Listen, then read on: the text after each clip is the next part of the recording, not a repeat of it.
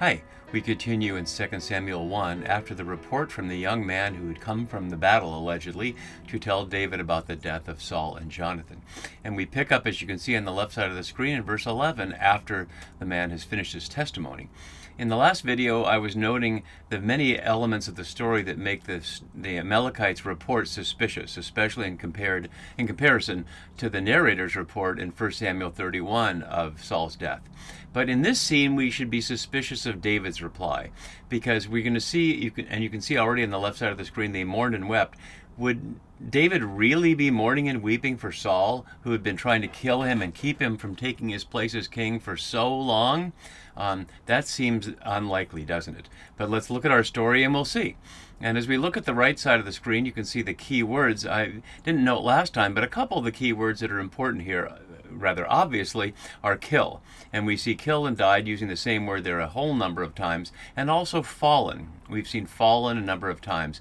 And the fallen is up here as well, is not only about literally physically falling, but of course the symbolic fall of the house of Saul, and perhaps the symbolic fall of the monarchy and exile, depending upon whether we read the story following Polzin as one of the several allegorical stories hidden within the books of Samuel, as we saw with the story of Elkanah and his two wives at the very beginning of 1 Samuel, asking allegorically, am I not worth more to you than 10 sons, as Polzin noted, the 10 sons symbolic for 10 kings.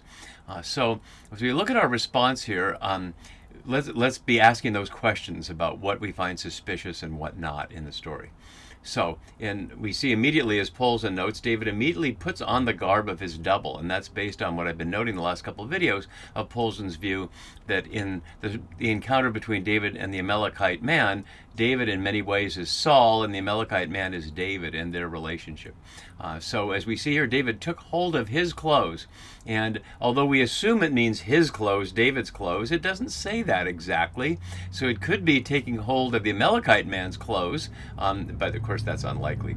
As Zimran says below, and we'll use a couple of things from him in this video, the description of how David takes hold of his clothes before tearing them, as the note says, impedes the narrative pace and reflects David's attempt to draw the attention of those around him. The mourning is deliberate and public.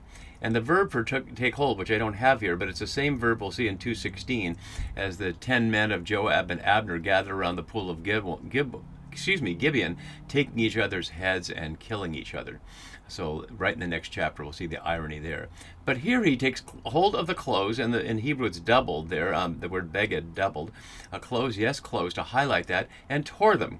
And apart from the allegorical symbolism in the immediate story, the symbolism of tearing clothes echoes back to what we saw first in 1 Samuel 15:27, where Samuel noted it as the symbolic of the cutting off of Saul's cloak and the tearing away his kingship, and the same thing in 28:17 when he brought the dead Samuel up from Sheol. And we'll see a number of other places where tearing of clothes is symbolic of mourning. And as Zimran also notes in the article that I got the quote from, here's the whole series of mourning and fasting actions in the face of death by David throughout 2 Samuel. And we see that in this immediate one, there's a whole series of these which are not always present, but they will be present for Abner a couple of chapters later. And this goes to the premise of people like Brooke Halpern and others, that the narrative here on behalf of David is distancing David from a number of deaths that benefit him politically. That if he didn't actually literally engage in the killing of Saul, as the narrative has put him down at Ziklag and a long way from Mount Gilboa where Saul was, we looked at the map last video, at least in terms of responsibility, he might not have the plausible deniability, as we might say, that he imagines he does, because scholars have uncovered it and suspected that David is behind all of these. At least they're awfully convenient for him.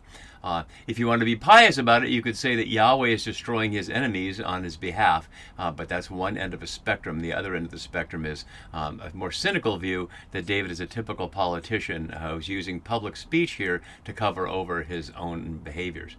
So we have to keep those in mind as we go.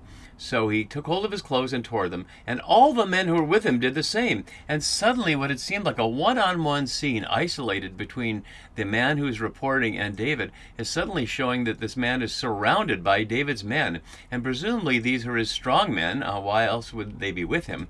And so suddenly that man might recognize that his life is at risk as he's surrounded, although he knows it all along. It's only we as readers who are only discovering now that all of David's men were with him. We don't hear how many, but it suggests a large group.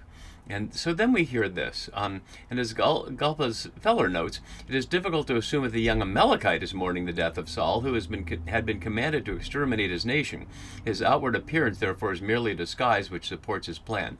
And that's based on the fact that he identified as an Amalekite in his report of what he told Saul.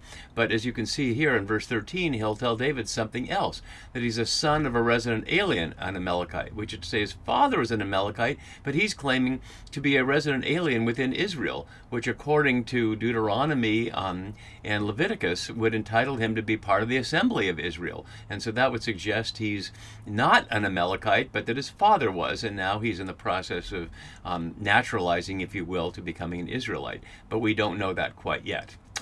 So it says they mourned and wept.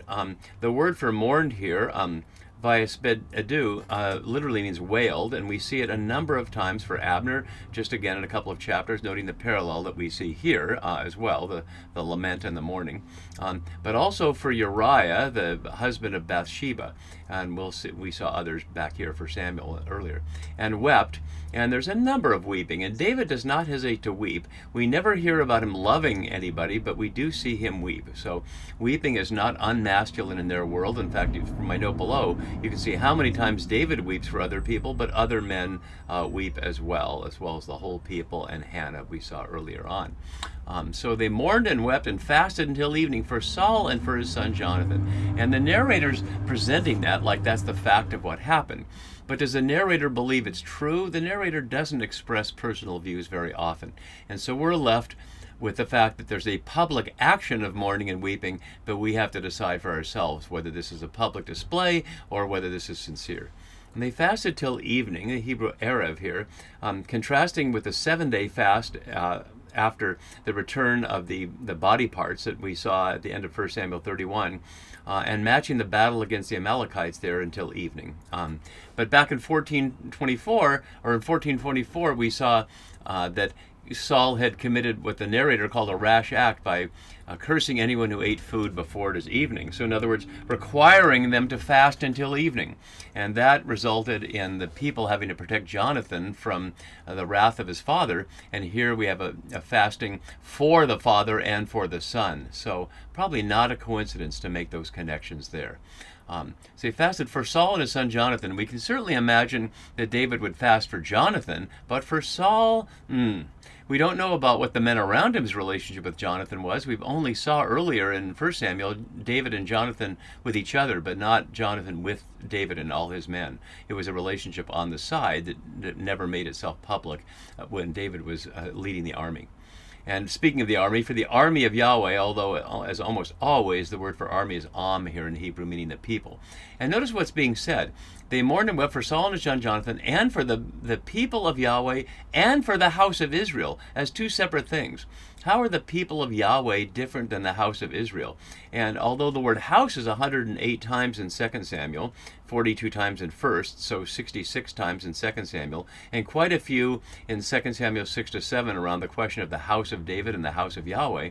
But the phrase house of Israel is only one other time in the books of Samuel earlier. We can look at that briefly here, about the ark. From the day the ark was lodged at Kiriath Jearim, a long time past, some 20 years, and all the house of Israel lamented after Yahweh. And that's repeated here right after that.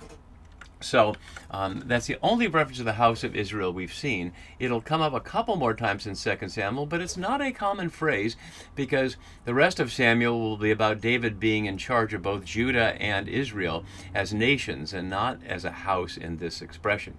I note that the phrase house of Israel is 151 times in the Masoretic text, and 119 of those are in the prophets.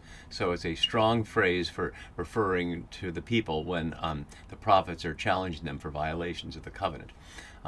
So we can't fill in any more about that until we see how it's used later.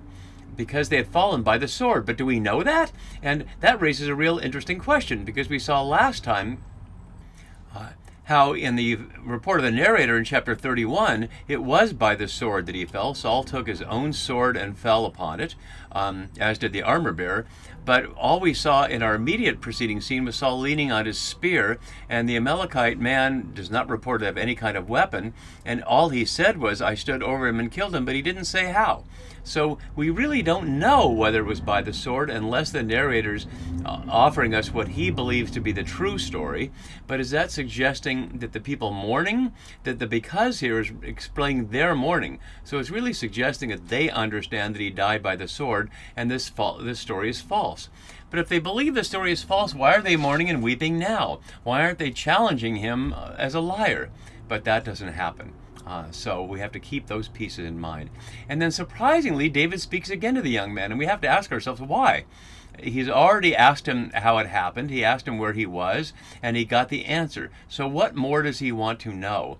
And as we'll see in a moment, what he finds out does not affect in any way what he chooses to do. He chooses to do what he does, which is to have the man killed, for reasons other than what he says. So let's look at that here.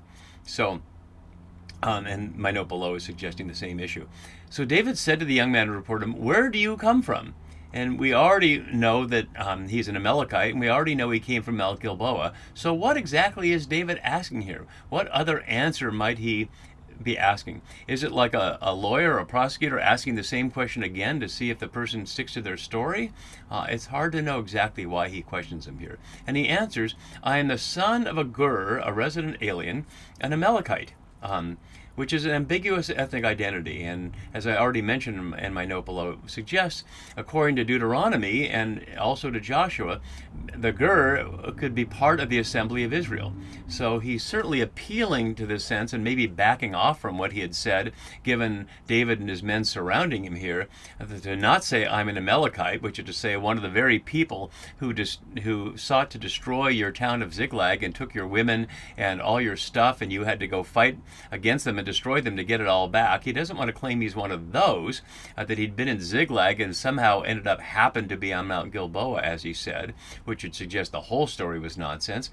But he's trying to claim that he's a member of, if not the Israelites, at least the group of Yahweh's people here, not specified of what group he's a part of, that might give him a sense of being on David's side, or at least on the side of the monarchy, whether it's David or for Saul.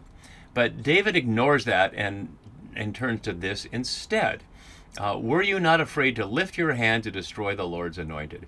And as Polza notes below, how much more deserving of attack are the creators of this history of royal Israel, whose profoundly negative characterization of the Israelite monarchy in general, and the Davidic throne in particular, causes David to exclaim exactly that. And that comes from the point from Polza that I'd put in on the previous video with the chart about the various murders, where he was reading this as an allegory and suggesting at one level the voice here is a Deuteronomistic historian asking, were you not afraid, or David asking the historian, were you not afraid to lift your hand to destroy the Lord's anointed, i.e. by destroying the monarchy in your writing? And that's certainly one level of it. And as another commentator is below, one person's mercy killing is another person's murder. Because in the report the Amalekite man gave, it was a mercy killing, that Saul was seized with seizures and was already dying, but the life was in him, and he was asking the man, according to the story, to relieve him of his suffering. And yet the suffering is not what David addresses. It's the refrain that we saw him say many times, as we saw back in 1 Samuel 26, and it will come up in 2 Samuel 11 in a key passage, to not destroy the Lord's anointed. And as a number of people have said, as Pamela Reese notes below, the concern for Yahweh's anointed is found only in the mouth of David. That's not a law, and it's not in anywhere else. It's obviously a matter of establishing a principle that he hopes will keep him safe. And now that he's implicitly, if not explicitly, king, it's referring to him explicitly. So we know that's in mind. So as we continue, I'll scroll down just so we can see the last two verses of our scene here. So Zimran adds in relation to verse 15, The hasty death sentence based solely on the Amalekite's dubious confession suggests that David is very eager to wash his hands of Saul's death. And we'll see that kind of pattern again later. Notice that David doesn't challenge him on the story. He doesn't say, "You're a liar. We already know that Saul died by the sword." Instead, he just orders him killed. And the phrase for strike him down here, pagabo, as Poulsen again notes, almost always used in the history to signify a hostile encounter or attack. But further, in each case, opposition to the throne of David is the central issue. Whether that was earlier in chapter 22, or we'll see in 1 Kings with Solomon killing people to preserve the house from his enemies, those who David on his deathbed ordered him to not let their gray hair go down to Sheol in peace.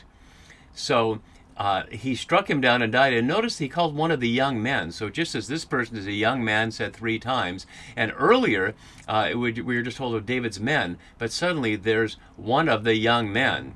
And so the young man kills a young man here at David's order. And he struck him down and he died. And in verse 16 we have something strange, which is David now speaking to the dead person. And some scholars have suggested that this is out of place. Certainly it's chronologically out of place if we take it as a literal sense. That 16 should come before 15 and 15 would come after. But we can also note that 14 to 16 form a little ABA chiasm around killing the Lord's anointed. Destroy here and kill there. But that's the parallel. So perhaps it was moved around to put the killing of him in the middle and to make this little ABA chiasm as we see here. So as Poulsen notes, the Deuteronomistic historian uses David's own words to implicate him in the death of the king whom he twice refused to kill, as we saw back in 1 Samuel 24 and 26, when he cut his cloak when Saul was in the cave rather than killing him. So David said to him, and that's my little note below, to the dead person, "Your blood be on your head." And blood is doubled here. So blood, yes, blood. And we'll see that phrase again in 1 Kings, and again the same passage as we just noted. Let's go look at it briefly. "So shall their blood come back on the head of Joab and on the head of his descendants forever. But to David and his descendants and to his house and to his throne there shall be peace from the Lord evermore." Then Benaiah son of Ahida went up and struck him down and killed him. Notice the blood on his head, in this case before the killing, suggesting the amended verse order that I was just referencing here. And so that phrase, "your blood be on your head," is a way of saying that it's not David's responsibility, of course. That this man is responsible for his own death, he's being told after he died. But then David adds another 4, and I was noting in the previous video, all the 4s in here that provide explanations. First from the Amalekite man, or the resident alien Amalekite, and now from David's mouth here, suggesting how parallel they really are, as Poulsen has been pointing out, saying, "I have killed the Lord's anointed." But as my note below for myself says, he said no such thing at all. He did not ever refer to Saul as the Lord's anointed. He simply said he killed him. As we can see, he said, "Stand over me and kill me." In fact, he didn't even say his name, except for up here when he said there was Saul leaning on his spear. And he doesn't refer to him as king at all. He just refers to him as a man. So David interprets it as, "You have killed the Lord's anointed," establishing a principle. And as Pamela Reese has noted, some scholars have suggested that David's policy here is killing messengers. But as she notes, and we'll see it as it plays out, it's not just that it's killing messengers as such, it's using killing for his own political benefit. So here he gets this messenger and this Amalekite out of the way. He gets credit for killing an Amalekite, symbolically completing what Saul had failed to do, that Samuel charged him with for taking away the kingship back in 1 Samuel 15. And he establishes that he's in charge, being able to order killing openly here without any penalty. And so David will follow it up with a lamentation over Saul and his son Jonathan. And like the scene we just saw, we'll have to test that for what we believe of what David's saying and how much is the classic public performance of a politician who's about to take his office. See you for that next time. Bye-bye.